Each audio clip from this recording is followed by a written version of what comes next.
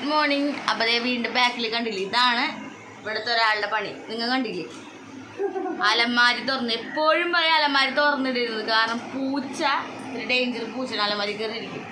അപ്പം എപ്പോഴും പറഞ്ഞിട്ടുണ്ട്. ഇപ്പേ കണ്ടില്ലേ,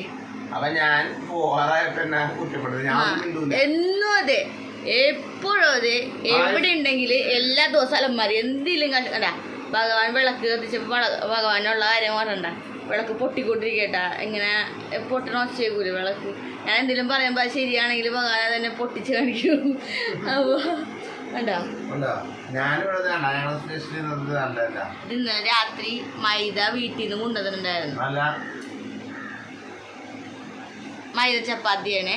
അപ്പോൾ എനിക്ക് തോന്നി നമ്മൾ ഗോതമ്പിനേക്കാളും ടേസ്റ്റും ഗോതമ്പിനേക്കാളും നൈസായിട്ടിട്ടുണ്ടല്ലേ, നല്ല ടേസ്റ്റ് ഉണ്ടായിരുന്നു. അപ്പം ഇന്നലെ നൊയമ്പ് കഴിഞ്ഞ് ഞങ്ങളിങ്ങനെ ഇരിക്കുകയാണ് അല്ലേ, നൊയമ്പ് കഴിയുന്നത്. അതെ, നമ്മൾ 10 ദിവസം നൊയമ്പായിരുന്നു. 10 ദിവസത്തിൽ കൂടുതൽ നൊയമ്പെടുത്തുന്നോളേ, 10 ദിവസത്തിൽ കൂടുതൽ നൊയമ്പുണ്ട്. അതുകൊണ്ട് കുഞ്ഞാപ്പിക്ക് നൊയമ്പ്, കാരണം അവിടെ ഇവിടെ പോയി കഴിഞ്ഞാൽ അവർ പച്ചക്കറിയായിരുന്നു. അപ്പോൾ ആദ്യമായിട്ട് കുഞ്ഞാപ്പി ഇന്നലെ നോൺ വെജ് കഴിച്ച്. ഇത്ര ദിവസത്തിൻ്റെ ഇതിൽ കുഴപ്പമുണ്ടായില്ല പുള്ളിക്ക് അല്ലേ, ചെറിയ ബുദ്ധിമുട്ടുണ്ട്, ഇടയ്ക്കൊരു ബുദ്ധിമുട്ടുണ്ടായിരുന്നു. അമ്മേ ഇച്ചിരി മുട്ട കൂട്ടി ചോറ്, അമ്മേ ഇച്ചിരി മതി, ഇത്തിരി മതി, അവിടെ കാട്ടായങ്ങൾ ചിരിയായിരുന്നു. അപ്പം ഇന്നലെ കുഞ്ഞാപ്പി ഒന്ന് വട്ടം കറങ്ങി ഉറങ്ങണമായിരുന്നു. ഉറങ്ങാനും ഇച്ചിരി നേരത്തെ ഉറങ്ങി പുള്ളി. എന്നിട്ട് ചാടി എണീറ്റ് കൊണ്ടുവന്നപ്പോൾ എണീറ്റ് പിന്നെ അത് ഉറങ്ങണ്ടായിരുന്നില്ല അല്ലേ.